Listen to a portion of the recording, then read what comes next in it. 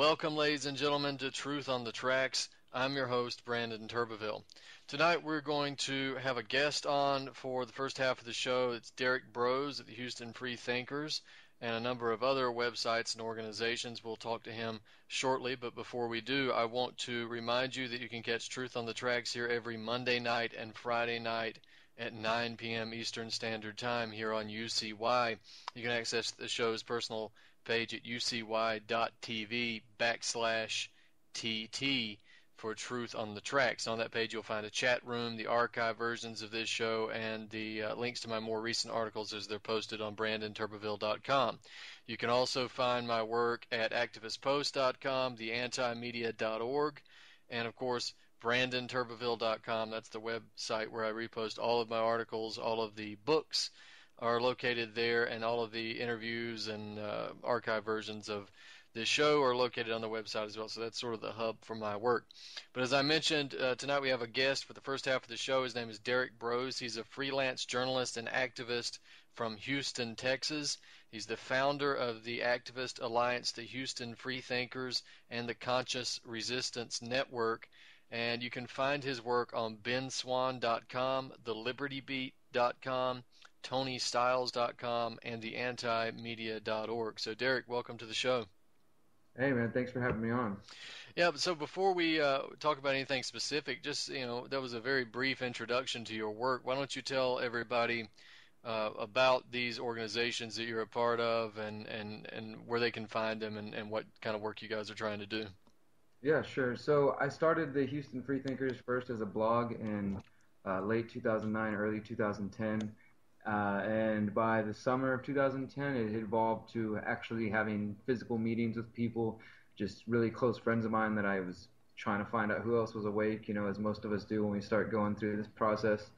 And I just wanted to create a group that would, allow people to get together to discuss some of these controversial topics, and also to work on solutions. And so that's what we started doing. We've been doing that for going on 5 years now, and the group has done everything from run the website, thehoustonfreethinkers.com, try to keep that up with news, but also very active in the Houston community. We book benefit shows for various causes, anti-war shows, anti-drug war stuff. We've also done protests and rallies and all that type of thing. We are also active in a community garden at this place called the Last Organic Outpost.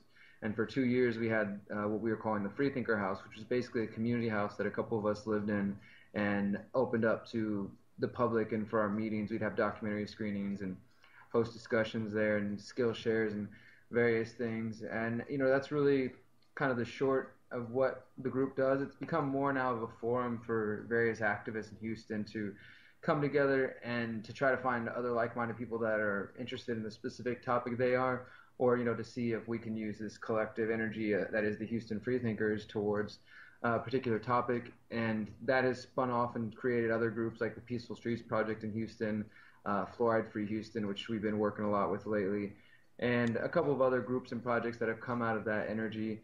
And yeah, I've been doing that for a while. And in 2012, summer 2012, I decided to start a different website, and that was theconsciousresistance.com, and to sort of distinguish between my personal opinions and ideas from what the Houston Freethinkers was, just so I could kind of branch out there and, do more personal work. And in the past year, it's evolved now and become a network of myself, John Vibes, a couple other writers and bloggers who just post articles and information, interviews, ranging from, politics, libertarianism, spirituality, consciousness, psychedelics, counterculture stuff, all kinds of different things. And, we're really trying to be that source there for that niche audience.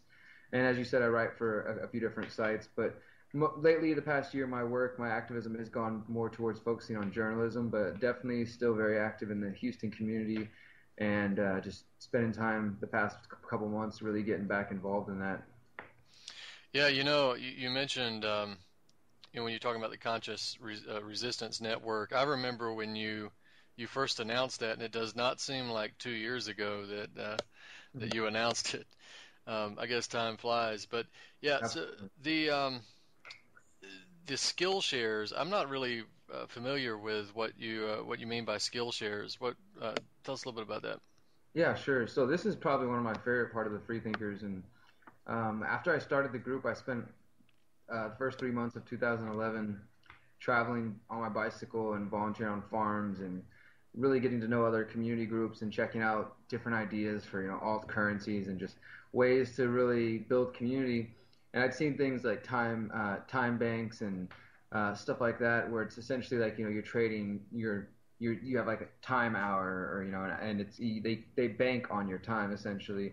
So in that instance, it would be like you can teach a class about woodworking or something, right? And then people can come take that class for free.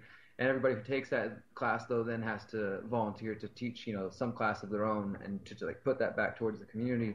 So I'd seen that idea and we were trying to start something like that, but it ended up really being something more like a free school. And so we've hosted at our house everything from Spanish lessons, how to brew your own beer, how to make soap. We had my grandma come out and teach a couple classes on like how to bake your own bread, how to can vegetables. We've had knot tying, a couple of philosophy sessions, just different things, anything that really that you as an individual think that you can share with the community that others would benefit from and also would make us each a little bit stronger. We try to promote those ideas, host them, and then film them and put them online for others to learn as well.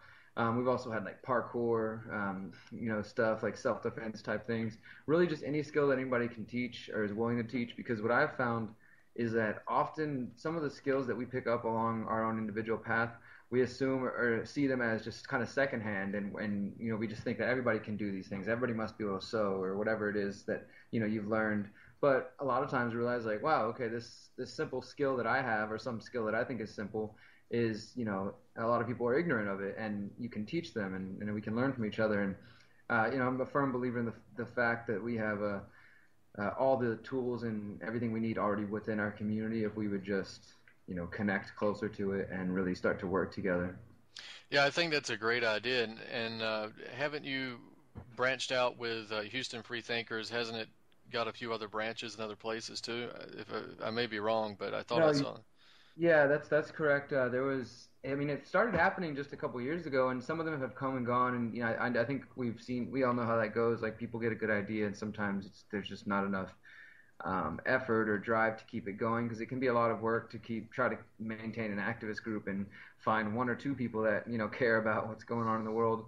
But there was the UK freethinkers for a while. Some of these have been active on Facebook, and others have transferred into the real world. The most active one has been the DC freethinkers. A friend of mine started that whenever I went to go host Adam Kokesh's show in summer 2013. I met a guy that lives out in that area, a real cool guy named Colin, and he just got inspired and started doing that. So he's really been a driving force behind there. There's also the Baltimore freethinkers. There was for a while there was a couple other Texas cities that had started it.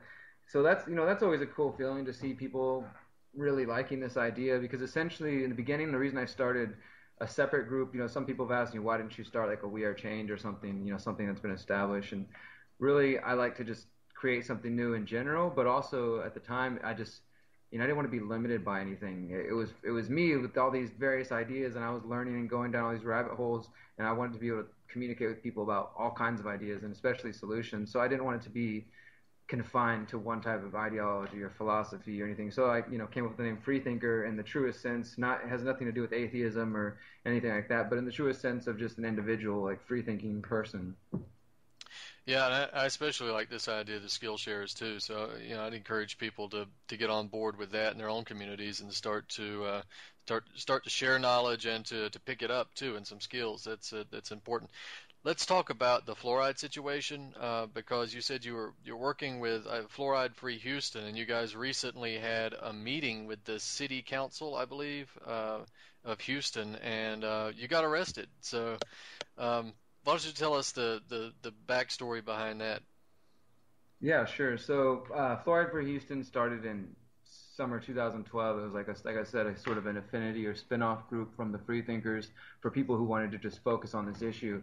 And we've been active for a while, but recently we just kind of kicked things back up. And I really don't usually work within the government realm, but I'll work on with it when it comes to local politics, and especially because I think that we have a chance to really do something big here that could set a precedent for other cities. So we've been going to city council for the past 3 weeks now. We have two city council members who are friendly to our cause, who want to end water fluoridation, and we've got a good group of 15 to 20 people who are available at various times because all kinds of different schedules who are really keeping this effort going. And we've just decided to keep going every Tuesday for the public speaking session of City Council, as well as trying to set up individual meetings with council members. And we just need to get the support. One of the council members who has some weight has already said that he's willing to introduce a motion to end water fluoridation, but we need more people to support it. Otherwise, it's just going to fail. So we've been doing the legwork on that part, and we were there last week. And one of the things about my experience with this is only in Houston, of course, but I imagine it's probably similar other places. But when you go to City Council, it's a huge public relations thing in the beginning, at least over here before they start the public session. There's the mayor and people holding babies and taking pictures and photo ops and all kinds of things, and declaring this whatever day in Houston. It's just really silly. So once you see through that, it kind of makes you sick. And then you get to the point where they have people coming up and speaking for 3 minutes or 2 minutes or 1 minute, and the council members are not required to actually listen to you or respond to you. Oftentimes you go up there, they're having side conversations or literally just looking at you like you're an idiot. You'll go up there, and if you're an individual in the city and this is you have some kind of issue, and we're taught that, okay, as a good citizen, go downtown, you talk to your city council and tell them about what your issue is, and you go there and they just look at you like you're a moron. It's really disturbing and disappointing for a lot of people, and it's sad to see that because these people are genuinely looking for help. So we sat through that, and especially with the fluoride thing, I've been asking the Mayor Anise Parker, for going on 3 years now in public and in interviews and at City Council, asking her about fluoride and other issues. So she really doesn't have a liking for me very much. And Of course not. the group, the Houston Freethinkers, is also, we found out that we are monitored by the Houston Police Department as well. So all these things have combined to make a situation that, unfortunately, when me or other people that they associate with the Freethinkers and whatever that means in her mind, her and the rest of the City Council will just kind of ignore us and cast us aside. So I said all that to say that by the end of our talk of waiting 2.5 hours, there was several of our members who went up there and, taking time to do their research for their little 2 minutes to talk and go up there and, speak from their heart. And then the mayor or the council just looks at them, ignores them. And one of the guys was walking out the back of the building. He left after speaking, and they just looked at him like he was silly. He was frustrated. He walked out the back of the room and said something like, this is bullshit or something like that, and walked out. And I was standing by the front filming everybody, and I happened to see a cop jump up and run after him outside City Council chambers, so I went running after him. And I ended up filming him come up and grab him pretty rough, and I think unnecessarily, shoving him around, push him into the elevator. And I was sitting there filming it, and I put my foot in front of the elevator to stop him for a second. He was trying to get badge numbers and stuff like that. And I don't think they liked that at all. So I went back to City Council, and again, I'm still just waiting to have my moment to speak, because the city has been bringing pro-fluoridation dentists out the past 2 weeks. This is why we think that they are afraid of our effort, because they're bringing dentists from the ADA and stuff like that. So I was really prepared to rebut a lot of their, fallacies that they were preaching. Unfortunately, a couple minutes later, I see 2 officers walk into the City Council chambers, and I immediately just had a feeling they were coming for me. So I told my 2 friends that were there with me, waiting to speak, I think these cops are about to grab me. And I turned on the camera and started filming. And in the video, which is at the consciousresistance.com, you can see, or you can hear the cop come up to me, to the side of me. He's just standing to my left, and he keeps kind of tugging on my arm and saying, come with me, get up, I need you to come with me, I need to talk to you. There's all these different things over and over. He wouldn't tell me what it was about, who he was, if I was being detained, if there was an investigation, whatever. He just kept pushing and prodding on me. So we go back and forth for a while. Eventually they get me out in the hallway and just continue to be real rough with me, pushing on me. Several times in the video, he tries to smack my camera out of my hands and tries to break it, and still hasn't told me why I'm in the hallway, what they're doing to me, what they want. He keeps trying to get me to go down the hall to a conference room by myself, turn off my camera, and have my friends stop filming. Obviously, I wouldn't feel safe in that situation. So I keep trying to get them to tell me what's going on. Eventually, somebody says that I'm being accused of flipping off one of the city council members. I didn't know that was illegal to do in the first place, but I definitely hadn't done it that day. And I'm sitting there telling them that, and they're just dragging me down the hallway. At one point, he starts getting more rough with me, so I decide just to stop participating. I just sit down and fall down. I'm still filming, and and he starts accusing me of resisting, pushing me around some. So we're just going back and forth doing that for a while, like making our way down the hallway until eventually some guy comes up and is like, "Yeah, that's the one that did this," and starts accusing me of flipping somebody off. Minutes later, they finally realized that it wasn't me. Either they were making it up, or they may have been talking about my friend that walked out upset, but I didn't see him flip anybody off. I don't know. We never got to the bottom of it, and they're like, "Oh, we got the wrong guy," so they let me go for a second.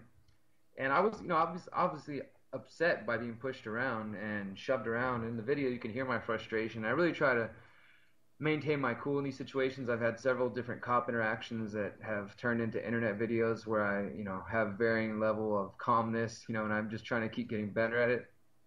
But I felt completely justified by turning and telling that cop, I don't know if I can cuss on this show. Yeah, you can say whatever you want. Okay, well, I told him, you owe me a fucking apology, and I looked him right in the face, and, it sort of just was one of these instinctual things that just came out of my mouth. So later I was like, maybe I shouldn't have said that. But I was, like I said, I felt justified. This guy came in, starts grabbing me, pulling me around, smacking at my camera, shoving me around, accusing me of things, and then they're just like, okay, no, wrong guy. And I'd already missed my turn to talk after being there for 3 hours. So it was just overall a disappointing situation. When I told him that he owed me a fucking apology, he's like, all right, that's it, and grabs me and starts shoving me some more, starts handcuffing me. And thankfully, I was able to put my camera down. And, my friends kept filming, but they took me downstairs. And I ended up finding out that in Houston, maybe even at the entire state of Texas, it's illegal to cuss in public if somebody else is offended.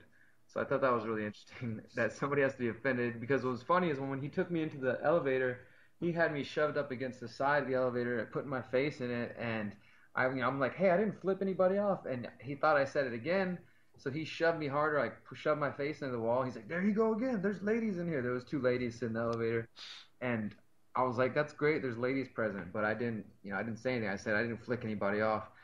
One of the ladies looked obviously nervous and got off the elevator as soon as possible. The other lady was just like trying to mind her own business, and the cop turned to her and was like, "Did you hear what he said? Did you hear what he said?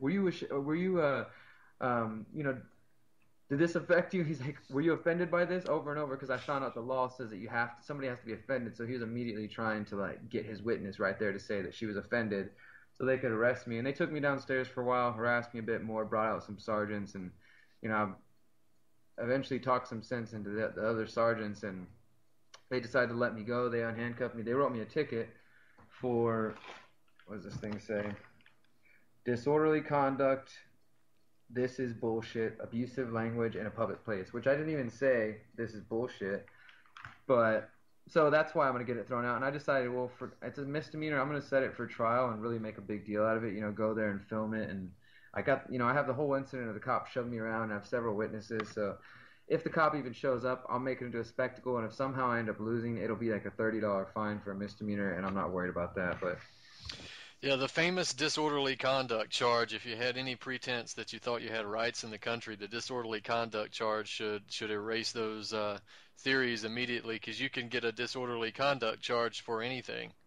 That's absolutely, that's the fallback, is disorderly conduct.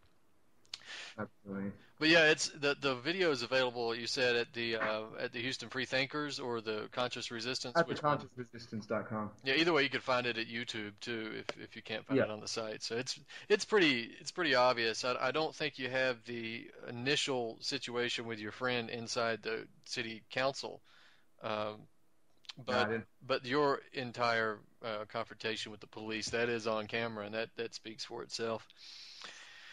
So we've only got about 5 minutes left, Derek. Why don't you, give us whatever else you want to tell the listeners here, and promote whatever you'd like to have us take a look at after the show. Yeah, so I'm just going to mention two things, and then I'll tell you guys where to find my work. Just two stories that I've personally been following, Brandon. I think you may have been keeping up with them as well, or at least seen some stuff about them. And I think these are a couple of things that are being overlooked amidst the ISIS Ebola stuff.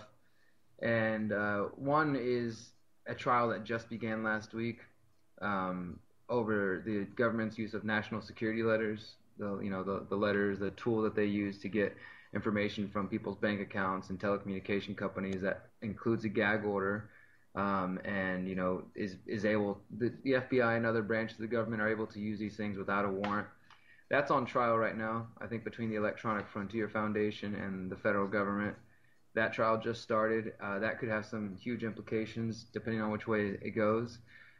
Also, another trial or hearing that just ended last week, and that there should be a decision in the coming weeks, has to do with the force feeding at Guantanamo Bay, and a Syrian man who's been there since 2002, I believe, and been cleared since 2009 of all charges. And he was one of the people that participated in the hunger strike last summer and was involved in the force feeding. His lawsuit is trying to get the federal government to intervene, or a federal judge to intervene, and to stop the force feeding of him, and also to release up to 36 tapes that show the actual process of force feeding. So if the judge goes with that, which she seems to be leaning towards it in some of her comments, that could be huge. We could finally see what they're doing to people in Guantanamo, and I imagine as far as blowback, that could have some pretty heavy implications with those who are already suspicious and possibly even hateful of the West, seeing how that we've been treating their friends and family. But those are just two stories that I've been keeping up with that I think are getting kind of missed in a lot of the stuff going on. And if you guys want to find out more about my work, you can check out theconsciousresistance.com. I'm active on Facebook. You can find me there. I post a lot, and you see all the articles, the websites and stuff that I work for and work with. And yeah, I'm always willing to have a conversation and try to find more people that we can come up with solutions to solve a lot of these problems. Well, especially if you're in the Houston area, please check out Houston Freethinkers and take a look at the Skillshares, the openings that you guys have for that. So, Derrick, thanks so much for coming on the show tonight. Yeah, thank you for having me. Ladies and gentlemen, stay with us. We'll be right back after this.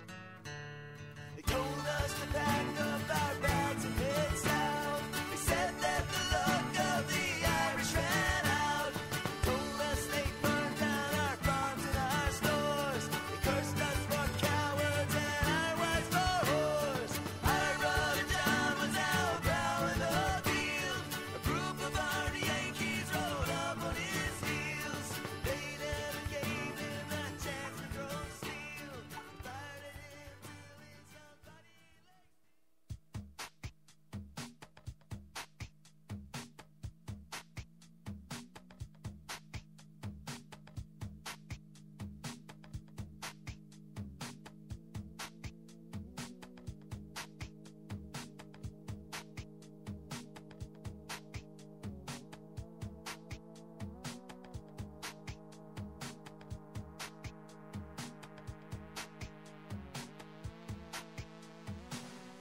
What we have seen from our partners in the region is a willingness to join with us in this effort.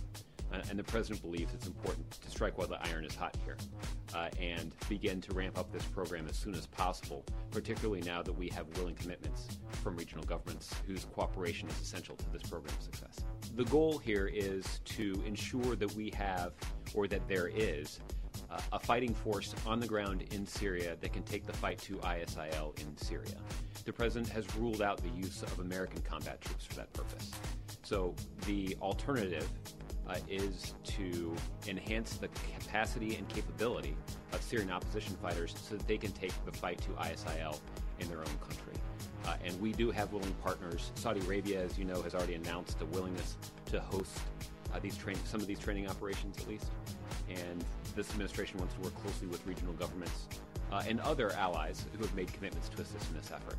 And so we're eager to get this program up and running, and that's why we are hoping and pleased to see bipartisan support for giving the administration this authority before the end of the week. The thing that's important to understand is that we want to try and do this in an integrated way that is as efficient as possible.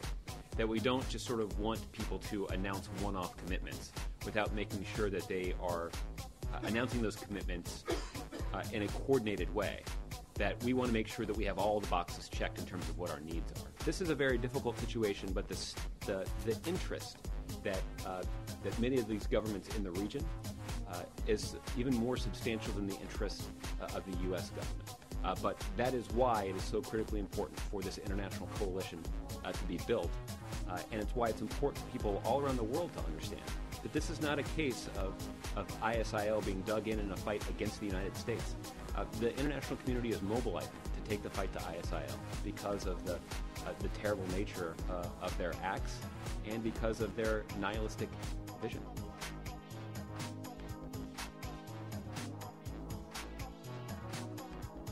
For more news, visit pigminews.com.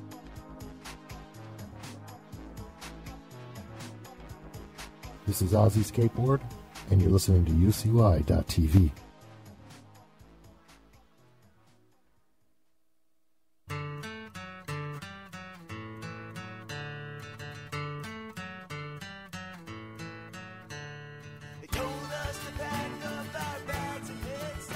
Welcome back, ladies and gentlemen, to Truth on the Tracks. I'm Brandon Turbeville. In the first segment, we discussed a number of issues with Derrick Broze of the Houston Freethinkers, The Conscious Resistance. So you can check out his websites at thehoustonfreethinkers.com and theconsciousresistance.com. The second segment, we need to talk about a number of different issues, and we're going to try to get to these as quickly as possible.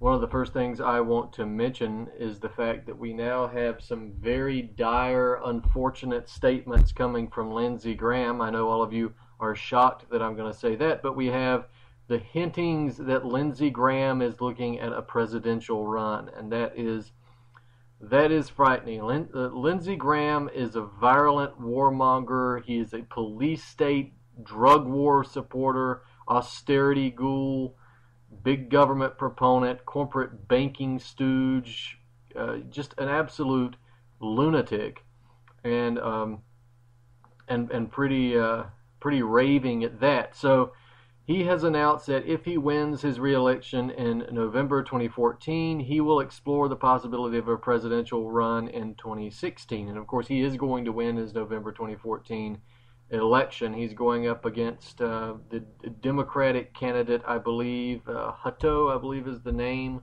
of the Democratic candidate. Yes, Brad Hutto.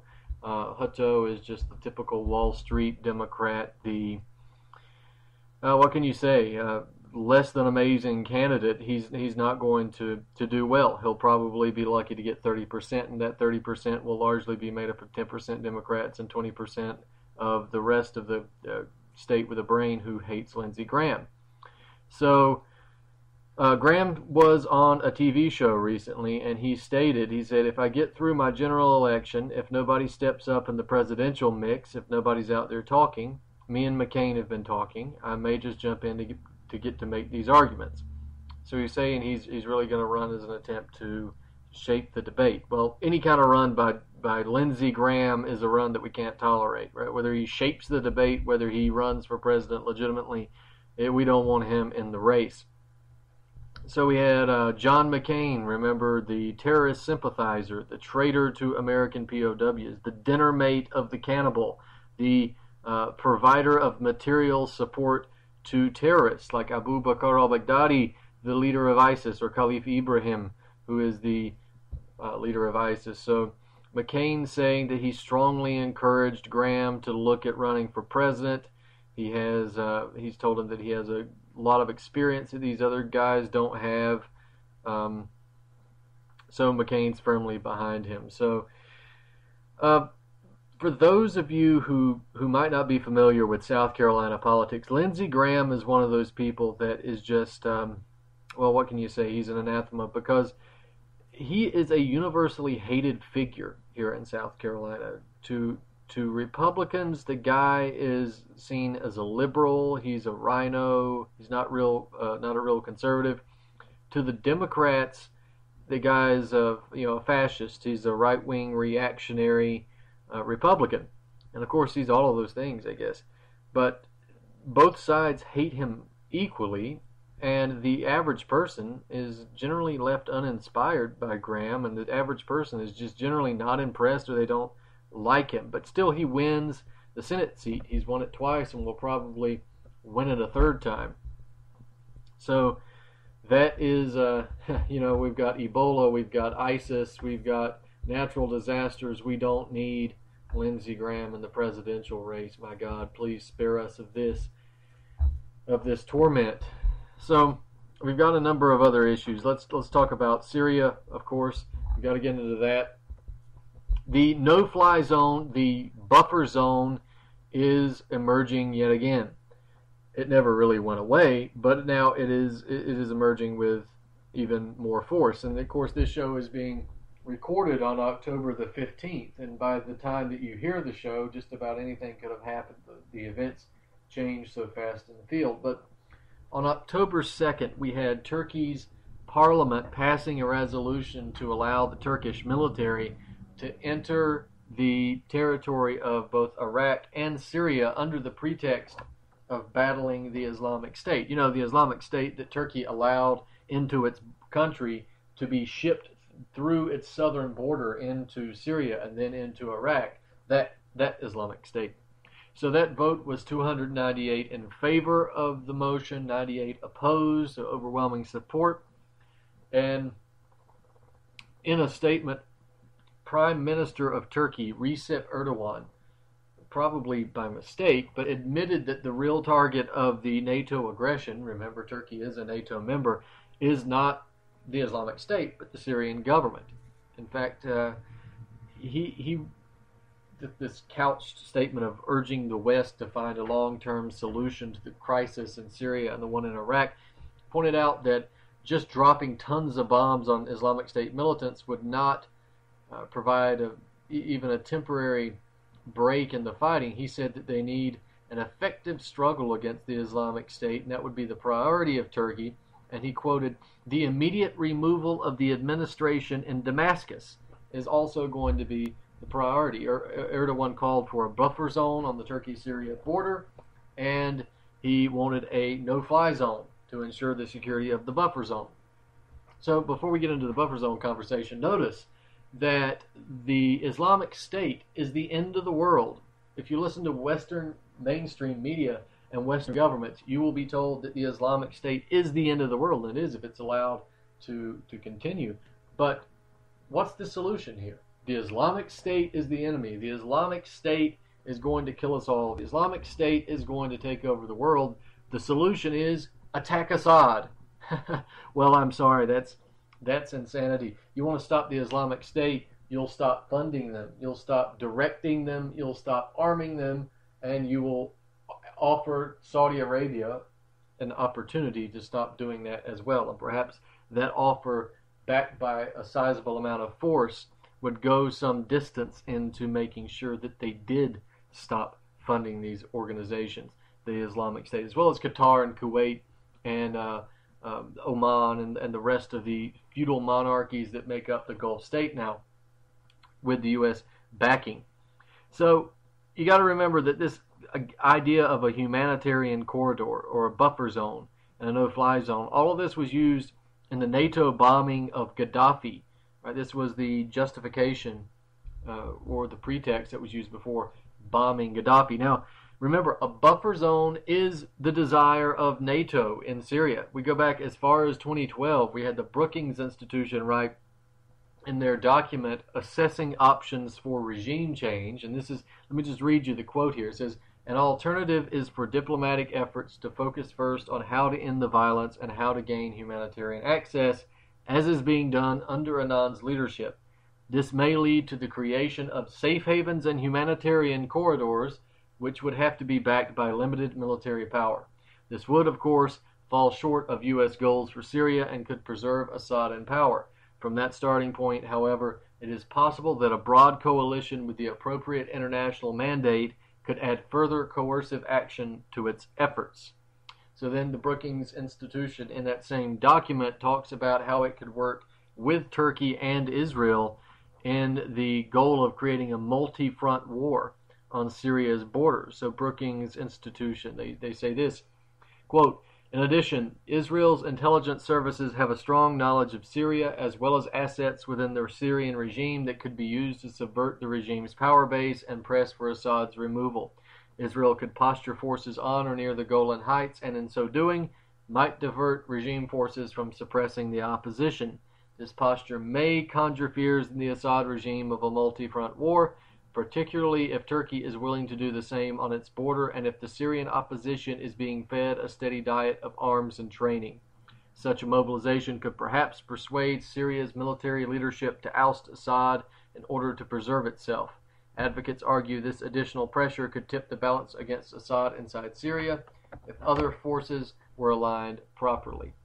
So that's the quote. And notice that's kind of what's happening and what's been happening. Now, the Syrian Foreign Minister Walid Muallim has recognized the beginning of this implementation of this NATO plan for the buffer zone and the Brookings Institution plan as it's described in the document. So in an interview with the Lebanese television agency El Mayadeen, Muallim said that Syria will not accept the creation of a buffer zone, and that the creation of a buffer zone would be an attack on Syrian territory and its sovereignty. So this is Muallim's statement. He says, at a time when Israel promised that a buffer zone would be set up in the south of Syria, Turkey is in the same manner talking about setting up a buffer zone in northern Syria. Both announcements are linked to one another. These initiatives constitute as an attack on the Syrian territory and its sovereignty. If Turkey considers the security and stability of Syria, it must end these types of provocative acts. End quote. So kudos to Muallim for recognizing what this is, for recognizing that this is the multi-front war that was discussed in the Brookings Institution document. This is a buffer zone on the south with Israel, a buffer zone on the north with Turkey, and the Islamic State on the east of Turkey. Of course, well, I mean, not of Turkey, of Syria. And of course, we have the Islamic State all over in Syria. So we have that. The Obama administration, of course, repeated immediately after Erdogan's statements that it was open to the possibility of establishing that no-fly zone over Syria.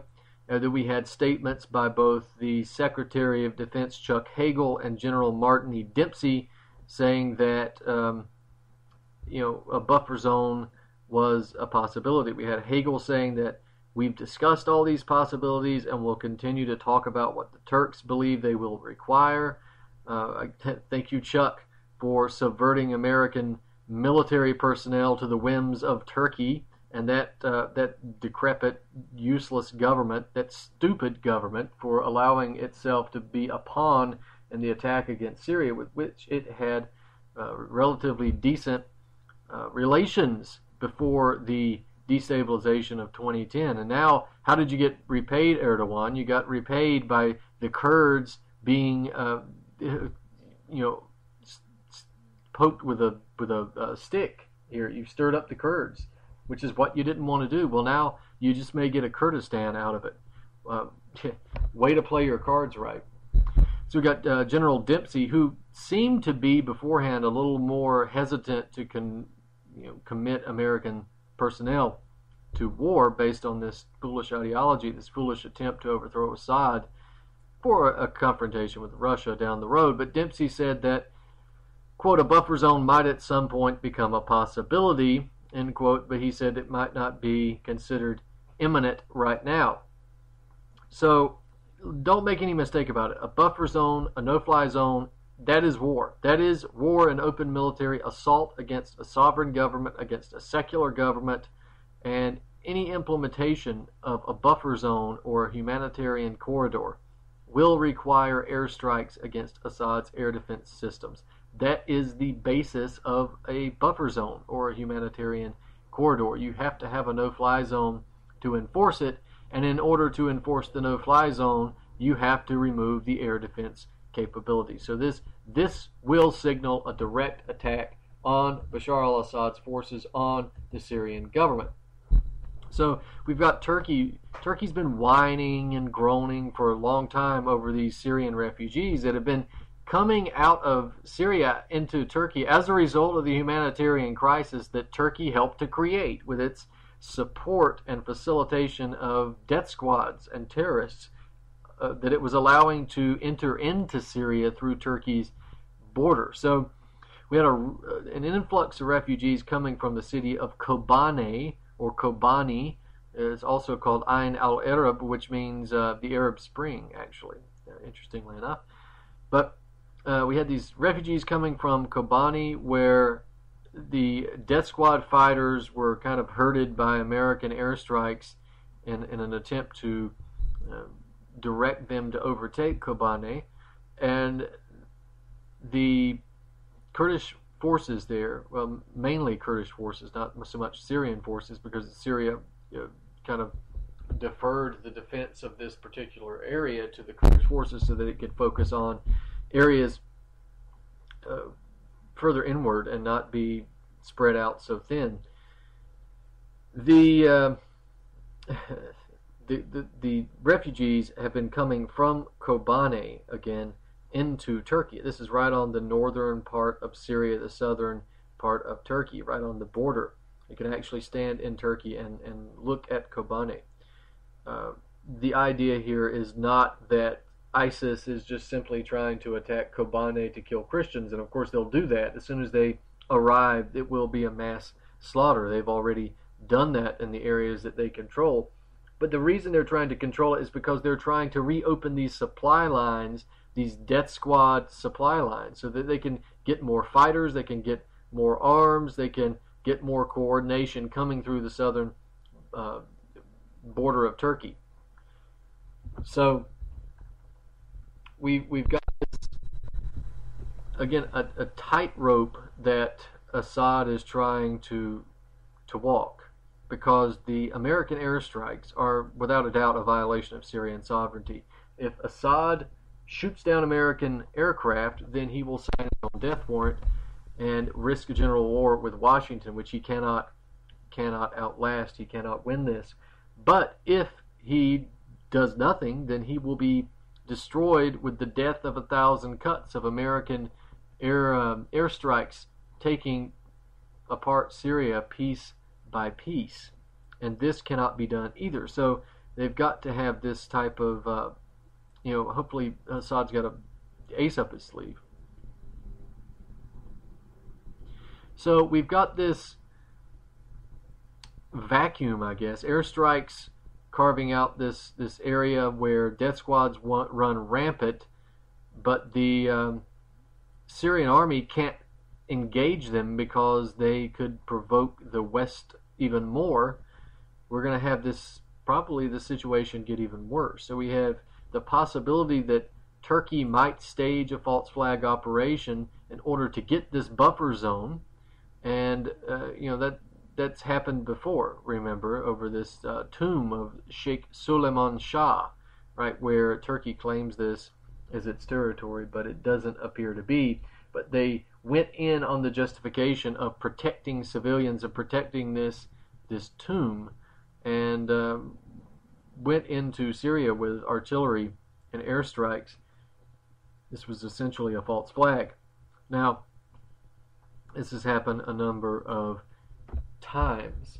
So go check out the article, NATO's Dream Coming True, Turkey Pushes for Syria No-Fly Zone, U.S. Approves. It's up Activist Post and Brandon Turbeville.com. I guess we need to talk about the statements made by Joe Biden, crazy Uncle Joe. He's famous for making stupid, ridiculous statements that he probably shouldn't have made, or that his handlers probably wish he wouldn't have made. But still, he's been able to go far in life. He's been a meager senator and tool of Wall Street in Wilmington, Delaware. Now he's vice president. So that shows you where you can go if you just work hard and do your job. Now, the article, What is Wrong with Joe Biden? VP's Statements on Syria Explained. That is up at Activist Post and BrandonTurbeville.com. So we have this statement made by Joe Biden at the John F. Kennedy Jr. Forum at Harvard University's Institute of Politics, and this is an annual forum.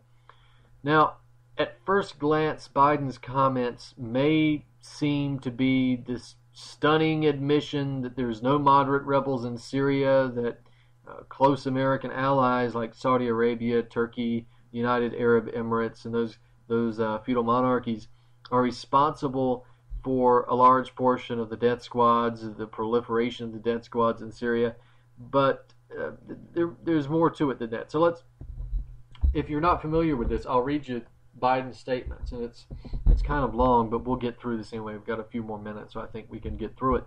So Biden is asked a question at this talk, at the Q&A session. He's asked, in retrospect, do you believe the United States should have acted earlier in Syria And if not, why is now the right moment? And this is what Biden responds. The answer is no for two reasons.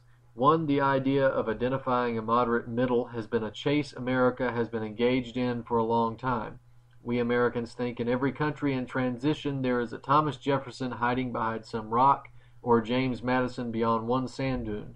The fact of the matter is the ability to identify a moderate middle in Syria was, there were no moderate middle because the moderate middle are made up of shopkeepers, not soldiers.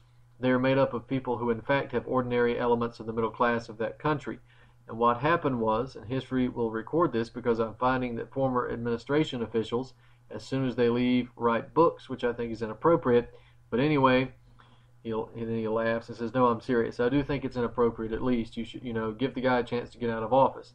And what my constant cry was that our biggest problem is our allies. Our allies in the region were our largest problem in Syria. The Turks were great friends, and I had the greatest relationship with Erdogan, which I just spent a lot of time with. The Saudis, the Emiratis, etc. What were they doing? They were so determined to take down Assad and essentially have a proxy Sunni-Shia war. What did they do?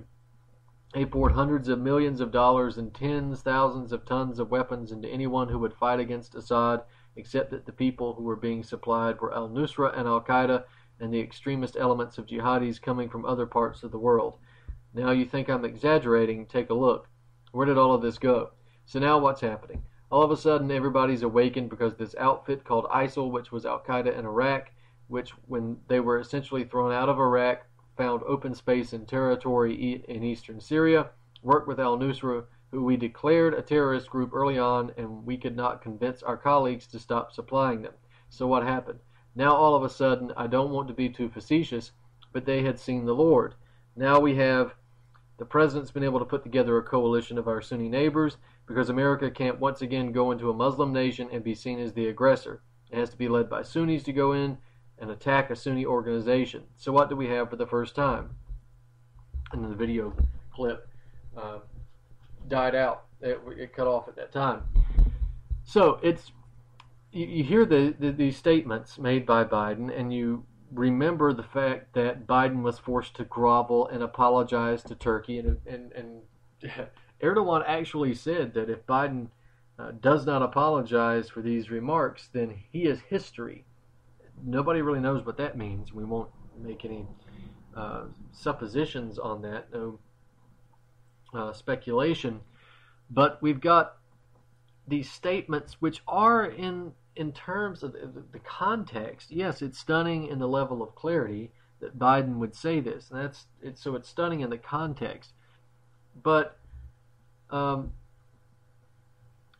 fact that there is no moderate opposition in Syria and that there has been a number of Gulf state fuel monarchies that have funded the death squads from the beginning of the conflict is not news, right? We've been talking about that here on this show since this show has existed. We've been talking about the Syrian death squads and the fact that there's no moderate opposition in my article since 2010. So not news. Let's not pretend that it is.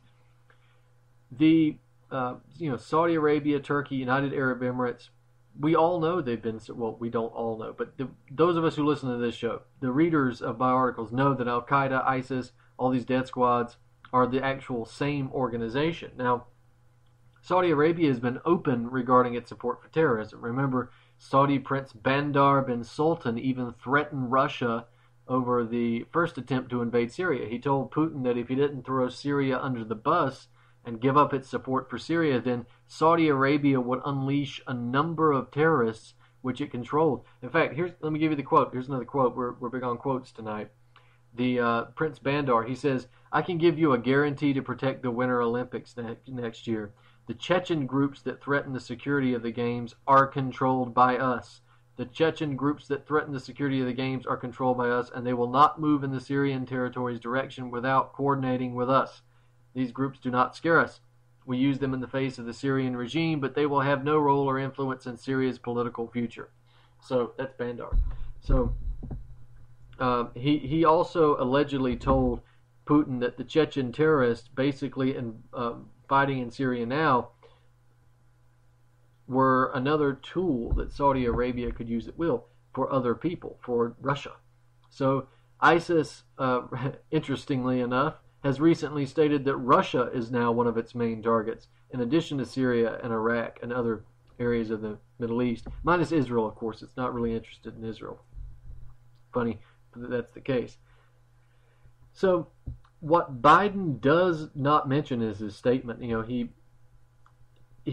mentions that the Arabs, the Sunni Arabs, the feudal monarchies were controlling the death squads, but he does not mention that the United States has played an even bigger role than Saudi Arabia in the funding, the arming, the directing, the controlling of terrorists and death squads operating in Syria that goes back as far back as 2007 and even back into 2005. Remember the famous redirection report from Seymour Hersh and the famous Salvador option from Michael Hirsch and John Barry of Newsweek. We can't forget these. All right, so we gotta move along here. We've only got a few minutes left. Remember, former U.S. ambassador to Syria, Robert Ford, was instrumental in helping to form and facilitate and support the death squads inside Syria from the beginning of the crisis until the Assad government removed him from his post. Now, we've also got an interesting article by Sharmeen Narwani of Mideast Shuffle. She quotes on these Biden, she writes about these Biden statements as well. She tears this stuff apart. But, you know,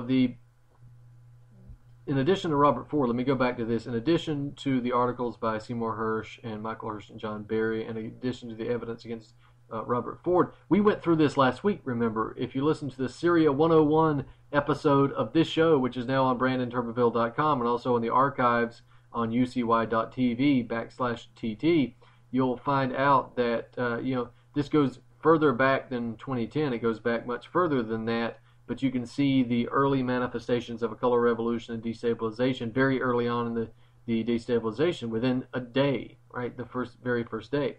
So we've had major press reports that the CIA was a conduit for the transfer of weapons from Libya to Syria. That is a goal that was facilitated by U.S. Ambassador Chris Stevens, who was killed in Benghazi. And this is apparently what he was operating on, and he was taken out. And we're giving stand-down orders not to rescue Chris Stevens. So wonder why he was sacrificed in that way. But regardless, he was involved in the shipping of weapons from Syria to Libya at the time of his death. So we also got reports coming from the BBC, for instance, that the United States assisted in logistics for delivering a Saudi bankrolled transfer of Croatian weapons in 2012 to the death squads. So the CIA was engaged in airlift of these weapons from Croatia and brought to Syria.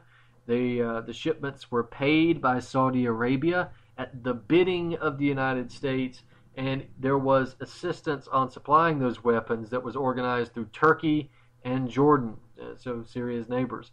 So they caught these videos actually in the hands of Arar al-Sham, which is a death squad organization, and an organization that today the United States is claiming that it's targeting in its airstrike. So with the help from the CIA, these Gulf state feudal monarchies and Turkey have increased military aid to the death squads.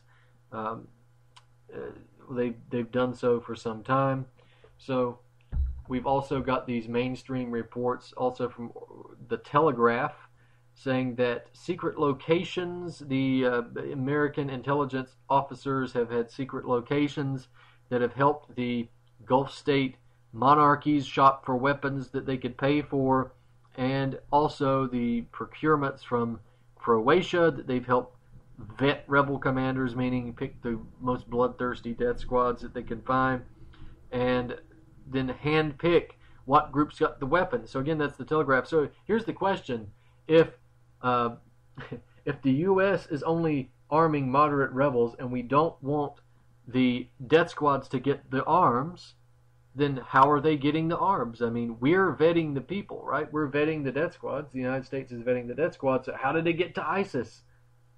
Now, somebody must be really bad at the vetting job, right? They should take out an ad on Craigslist for a better vetter when it comes to death squads, because that's an alarming mistake. Well, we're going to have to finish up this conversation really quick here. So we have the Joe Biden statements, remember, but in 2012, let me give you one more Joe Biden statement. He says, "We are working hand in glove with the Turks, with the Jordanians, with the Saudis, and with all the people in the region, attempting to identify the people who deserve the help," end quote. Well, Joe, sorry, if you were helping to vet the people who have deserved the help and the weapons, then you helped designate to give the funds and the weapons and the training to Nusra, to Al-Qaeda, to ISIS, to the Islamic State, to the Islamic Emirate. It was you, Joe. That's what you've tacitly admitted. So, could be just an example of Joe Biden's blabbery, but we don't know. This, regardless, the Gulf state feudal monarchies are clearly playing a major role in the funding of the death squads in Syria, but not the only role. The United States and NATO play an even bigger one. They hatched the plot, they ignited the plot, they direct the plot, and they control the plot. So we cannot forget that. Ladies and gentlemen, please stay with us next week or come back next week. We're going to talk about a number of different issues, probably have to touch on Syria and Ebola. So stick with us next week, ladies and gentlemen, on Truth on the Tracks. This has been Truth on the Tracks. I'm Brandon Turbeville. We'll see you next week.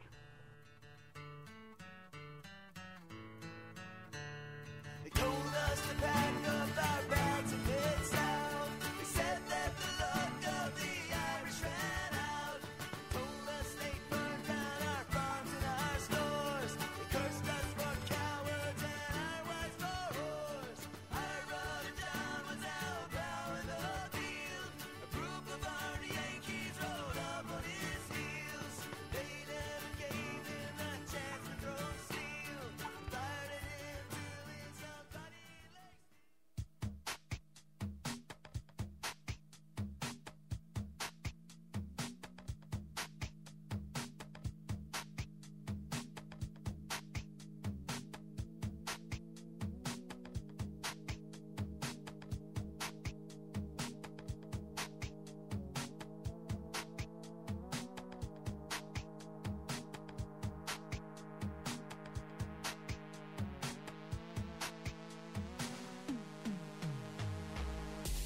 Following the House of Representatives and the U.S. Senate's bipartisan support, President Obama's plans to arm and train moderate Syrian rebels, in his speech on Thursday evening, the president thanked senators for their support and said the coalition of countries ready to fight ISIS unites 40 countries.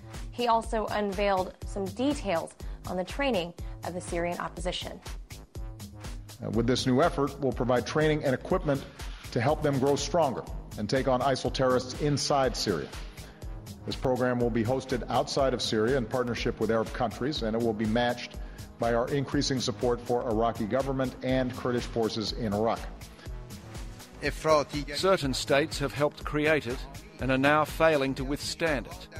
Currently, our peoples are paying the price. Today's anti-Westernism is the offspring of yesterday's colonialism. Certain intelligence agencies have put blades in the hand of madmen who now spare no one.